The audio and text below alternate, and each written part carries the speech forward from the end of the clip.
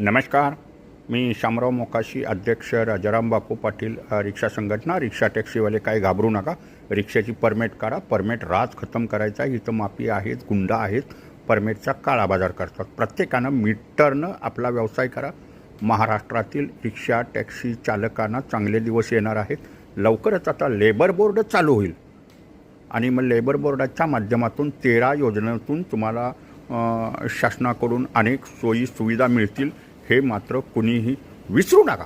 आपली जबाबदारी आहे कायद्याचं पालन करायचं आणि कायद्यानुसार कायद्यानं व्यवसाय करायचा. त्यासाठी प्रत्येकानं आपापली मीटर चालू करा.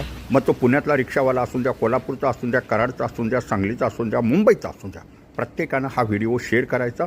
मूचवाले मोकाशी यूट्यूबचे व्हिडिओ पाहत राहायचे.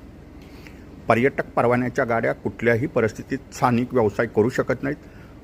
ओला, कोला, उबेर, कुबेर हे आधुनिक माफिया आहेत. ह्यांची असते ॲप बी बंद होतील आणि ह्या गाड्या 8 वर्षाच्या नंतर मोडीतच निघणार आहेत.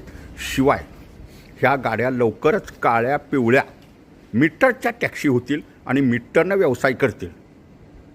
लवकरच रेडिओ रिक्षा, फोन ए रिक्षासाठी निलाव पद्धतीने परवाने मिळतील. कोण आधुनिक माफिया आहेत ते त्या ह्याच्यातनं रेडिओ रिक्षा चालवतील आणि त्यांच्यासाठी एक गट्टा परमिट, 100चा गट्टा परमिट असे 5 गट्टे घ्यावे लागतील. त्यानं 500 गाड्या घेऊन द्यात आणि काय त्याला दंगा धुडकूस करायचा तो करून द्या. पण पर्यटक परवान्याच्या गाड्यांना कुठलाही स्थानिक व्यवसाय करता येत नाहीत. ओला, कोला हा माफिया आहे, बेकायदेशीर चालतो. त्याच्यावरती कुठल्याही परिस्थितीत लगाम येणार.